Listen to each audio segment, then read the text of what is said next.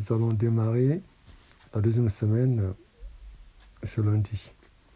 Alors, avant d'aller plus loin, il me semble qu'il serait bon de faire quand même un point par rapport à ce que nous avons vécu pendant cette semaine. Lorsque nous avons démarré cette retraite, nous avons dit que nous allons nous arrêter d'abord, regarder ce qui a été vécu pendant l'octave de Pâques. Parce que l'octave de Pâques, ça nous rappelait que nous étions, pendant l'Église nous proposait de vivre 8 jours la solennité de Pâques. Pourquoi ? Parce que Pâques, c'est la plus grande fête de l'Église et ça nous recentre notre foi. Et ça se conçoit, ça se voit d'ailleurs à travers la liturgie et les lectures qui nous sont proposées. Ce que nous pouvons constater déjà, que à la première lecture, nous lisons les Actes des Apôtres. C'est la seule fois où nous lisons pratiquement les Actes des Apôtres.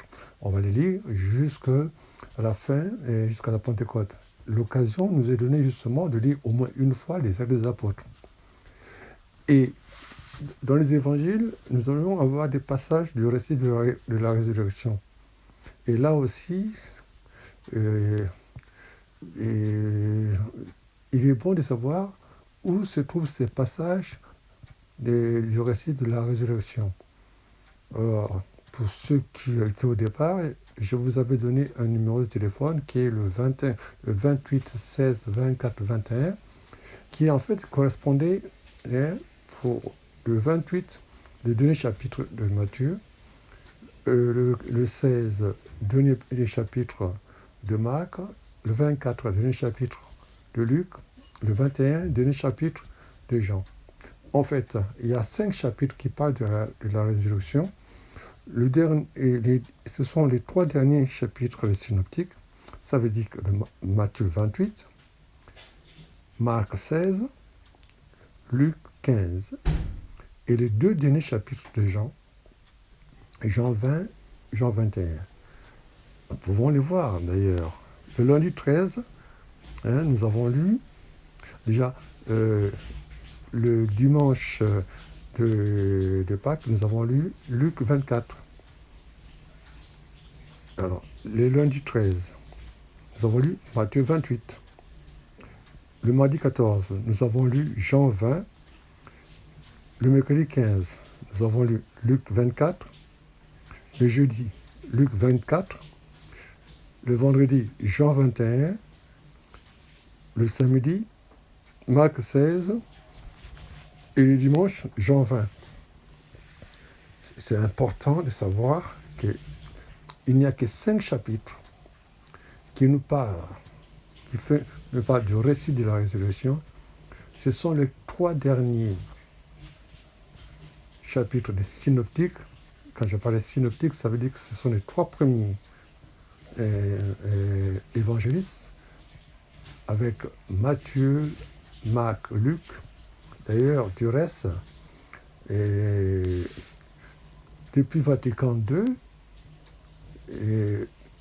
on tourne par cycle de 3, A, B, C, l'année A étant consacrée à l'évangile de Matthieu, l'année B, Marc, C, Luc. Pourquoi ? Parce qu'on les appelle synoptiques, parce que ces trois évangiles, dans leur composition, ils sont plus ou moins à l'identique. Jean, c'est assez différent. Donc, voyez-vous, déjà, c'était important de faire ce point-là par rapport aux évangiles. Mais ensuite, c'était par rapport aussi de regarder par rapport aux actes des apôtres.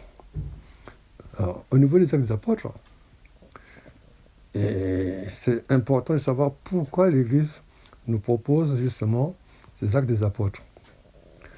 Si nous regardons les actes des apôtres, nous allons voir quel est le message, justement, que les premiers chrétiens donnaient aux païens. Ces messages, en fait, ce sont des proclamations qu'on définit comme kérygmes. Le kérygme, c'est quoi ? Le kérygme, comme définition, c'est un mot grec qui signifie proclamation. Ce terme est aujourd'hui utilisé, il a été utilisé pour désigner le contenu essentiel de la foi en Jésus-Christ, annoncée et transmise aux non-croyants par les premiers chrétiens. Ce mot continue à être utilisé aujourd'hui pour évoquer la proclamation missionnaire de l'essentiel de la foi chrétienne. Le kérigme est le noyau de la première prédication des apôtres qui dit « Jésus, Messie, Seigneur et Sauveur ». On retrouve ce passage dans plusieurs passages des Actes des Apôtres.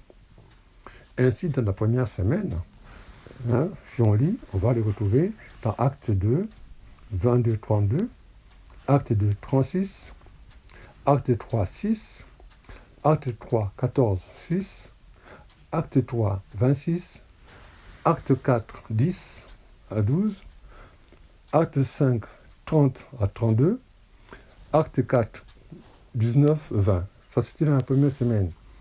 On le retrouve aussi dans... vu quelque part... je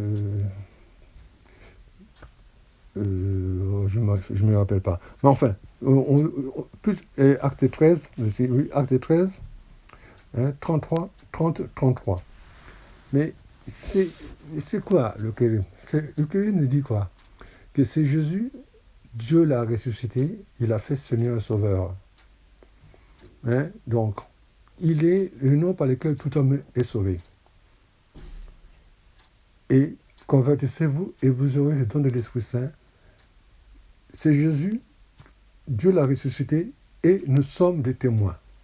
Nous témoignons que nous l'avons vu, il est ressuscité. Vous l'avez tué, mais Dieu l'a ressuscité. C'est un acte fort. D'ailleurs, souvenez-vous que lorsque Pierre et Jean se sont retrouvés devant les Saint-André, ils ont dit que cet homme a été guéri, c'est pas par nous, mais par le nom de Jésus.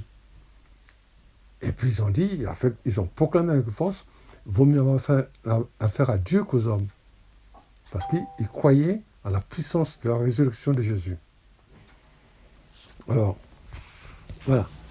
Donc c'était important de faire un point par rapport à cette semaine-là.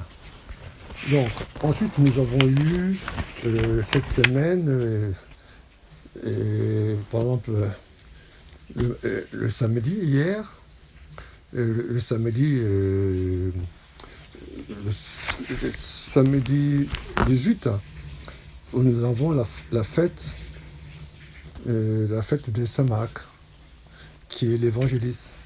Vous avez bien vu, nous avons lu Marc 16, et là aussi, nous avons repris le texte de la résurrection.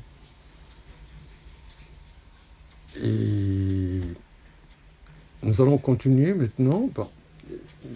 Justement, nous avons lu le dernier dimanche de la miséricorde, le texte, le Acte 2, 42 et 47, qui est la première communauté. C'est le texte justement que nous utilisons pour faire notre cheminement. Le verset Acte 2, Acte 2, 42, qui dit « Ils étaient assidus à l'enseignement des apôtres, fidèles et à la communion fraternelle, fidèles à la fraction de pain, fidèles aux prières. » Et nous allons exploiter ça à partir de maintenant. Voilà, j'essaie de répondre plus ou moins aux questions que nous nous sommes posées pendant cette semaine. Allez, que Dieu nous bénisse et ça y est, on continue, on avance à nos profondes.